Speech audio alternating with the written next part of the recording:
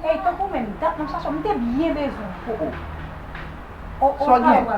E ba mwen te yon tout baz ou manche di kon sa ou kouche m. Kade te mese, kou nyame dam nan paret li vin plake nan le... Be plake nan l'estomak mwen nou. Mwen ka plake nan l'estomak, ou pa imposib non? Pa gen imposib. Ou konen gen yon imposib pou Ki problem ou? Non beze konen sak kwa manche di nan tout baz ou kouche m nan. Pa jom konen si son sans avote non? Ni si son mal propre tote. Mal... Sa pase nou la mi. Pake nou? Dam sa mwen pa ta vin plake nan l'estomak mwen la, oui? Sa pase chéri, pala yon. Non tout baz li rive, Dale, la fè. manche di kouche m. Non mon cher mi. Yo, e jen gason we men. Ou baka mache ou li te katise ou men. Si moun se men nan yu te bon pi men. Mem la jave mi te katise? Yo, mbat beze kon sa men.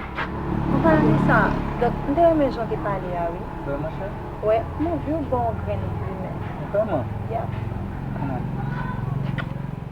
Partner! Ou gen nan loto? Oh my God! 5 minutes la? Bas? Shit! Pat jem panse si se manje ke dous kon sa baz. Yes. Fom nan kase ma wala men, man se tal bon gri pi mi wapa. E vwe? Oh Sa yon la? Sa kone? An? E pa men se nou men nan?